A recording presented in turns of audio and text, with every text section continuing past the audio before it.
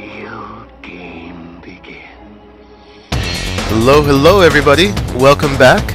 I am Monkeypuzzle, and today we will continue monkey puzzling through the mindscape in Minecraft. And we're looking at a very nice sign. The rules in the map we're on are to do whatever you'd like. I think I can work with that. And if you're wondering where we are on Globule number 2, Scattered Globules, a map by Zisteau. And if you don't know who Zisteau is, you should go find out. It's one of my favorite YouTube Minecraft LPers. His approach, the way he goes through maps, is very similar to mine. He designed this world as kind of a vacation world from other more hostile adventure maps. But it offers things not found in the usually generated Minecraft world, so it's fun, and I'm having fun with it. And it does have some challenges in like spawners of every kind of mob, at least the hostile ones, so that you can make grinders to your heart's delight. And here comes the rain. So yeah, you start here. I've already started this map and made some progress in it, but we're going back in time for a minute so I can just get you guys up to speed with where I'm at.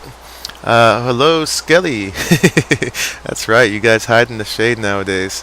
So we're just going to try to survive long enough to give you a little time capsule here, and then we'll go forward. There are 20 globules in this map, 4 in the nether. Globules are his name for these big floating island things, and each of them offers a lot of a different resource. Like that one over there, obviously, is the mushroom resource island, and there may be some other resource on it as well.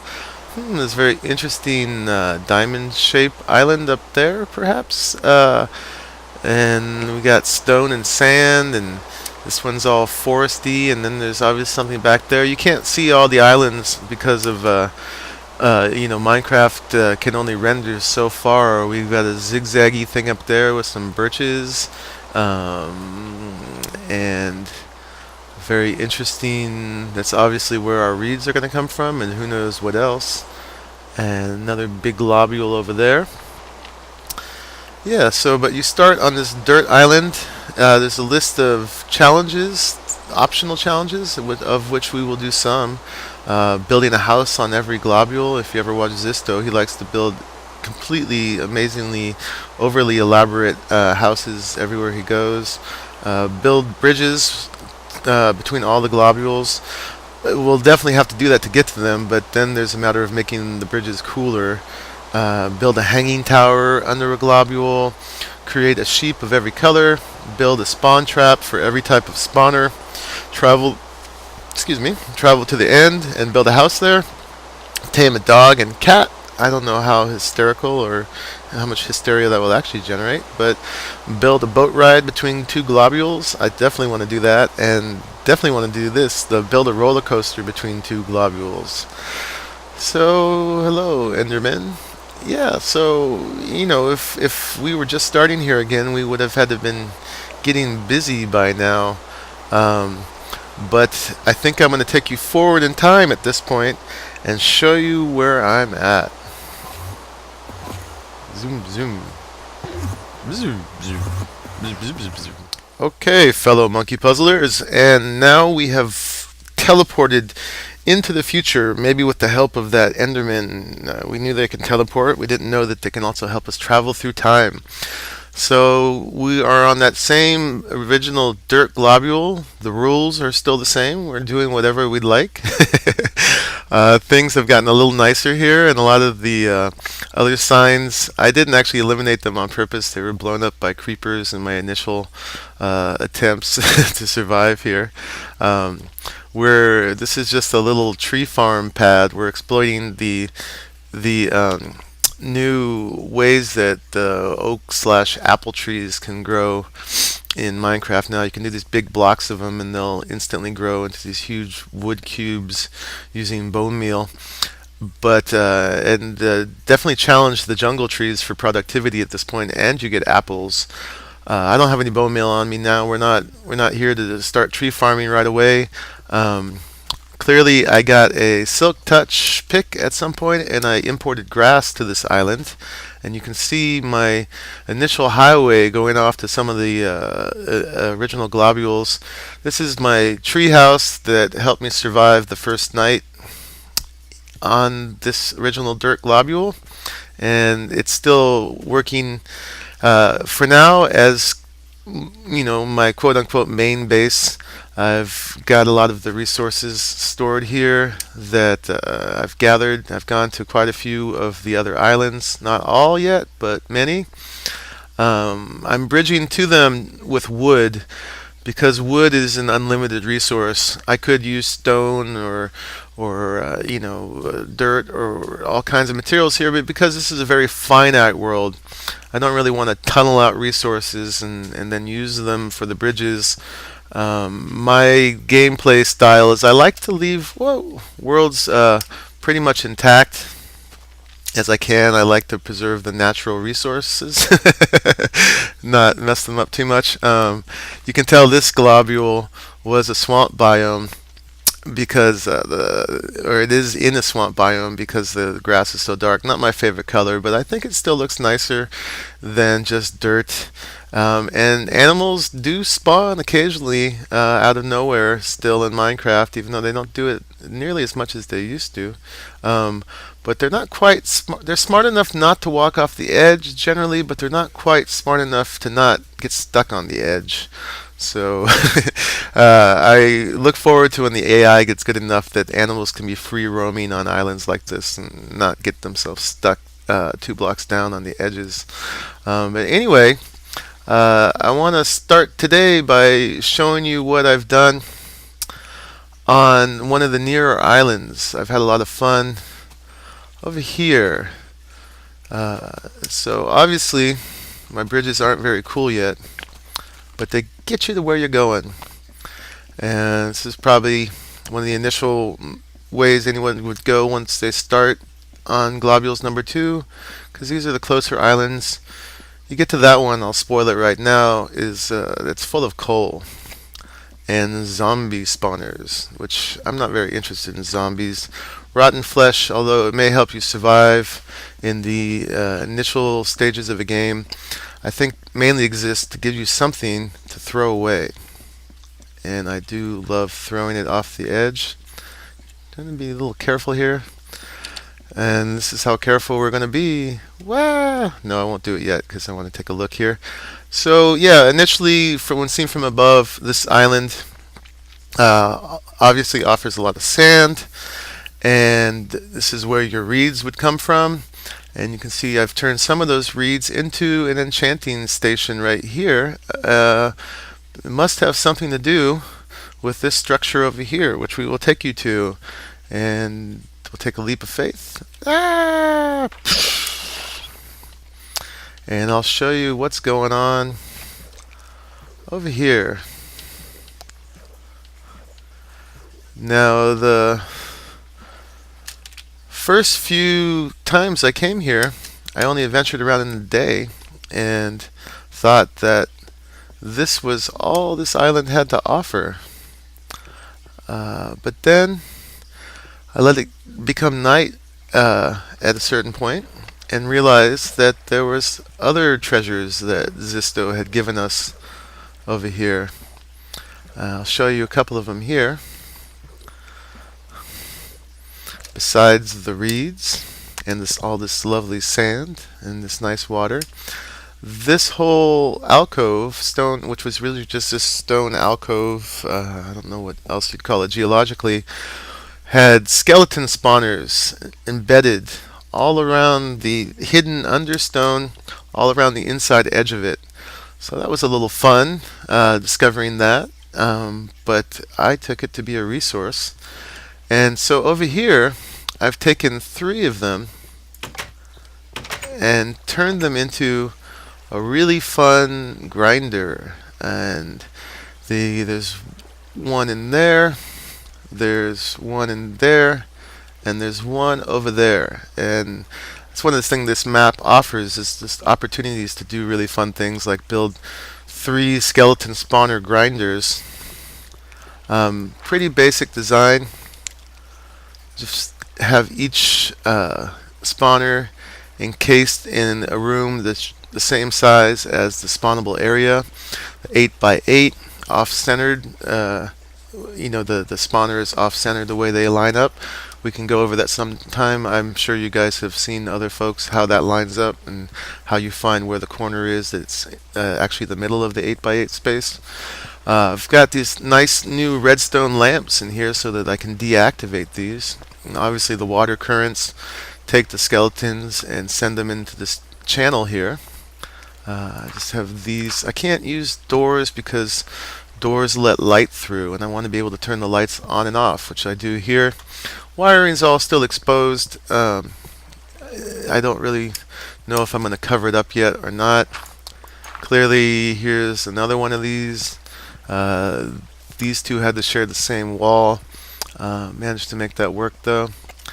And then, oops, the final one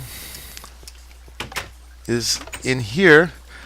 I originally made this little x-ray device because there was a zombie hidden somewhere that just kept moaning and I couldn't figure out where he was, and rather than make Swiss cheese of the whole thing, I made a little viewer so we can see what's going on. This is just glowstone being pushed onto me by these pistons. And the zombie, I figured out, was stuck on a little shelf under the island, and I had to go get him.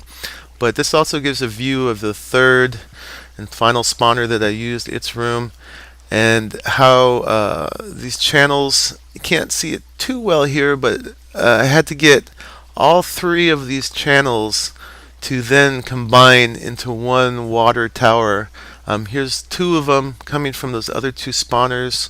We'll go take a look at how those operate.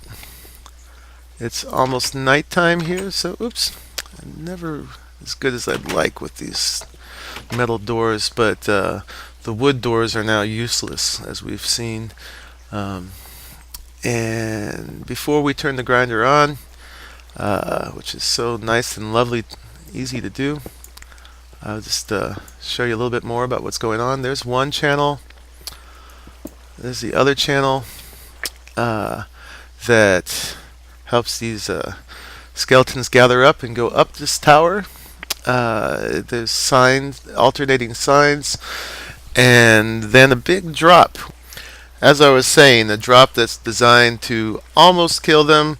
The difficulty with this kind of system is that even though they're all falling the same amount of distance, 22 blocks, which should technically reduce them all to a half a heart for a one-hit kill, the problem is that a few of them actually just die, and then a few of them, or maybe even close to half or more, then have 1 heart and need 2 hits.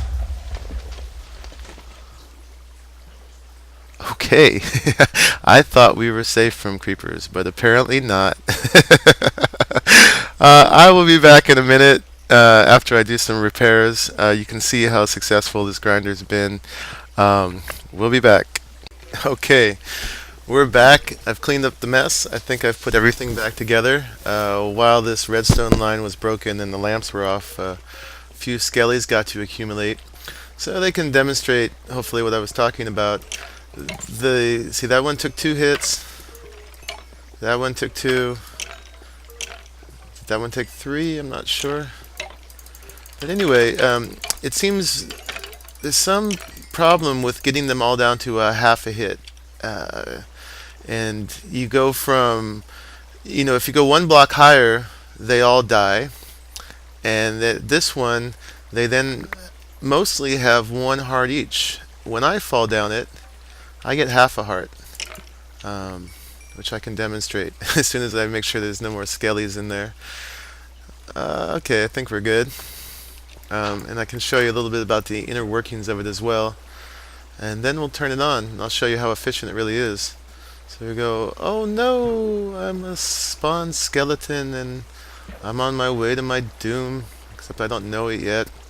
So you can see a little bit of the work I had to do with signs here to get this whole thing to come together. This is the second channel.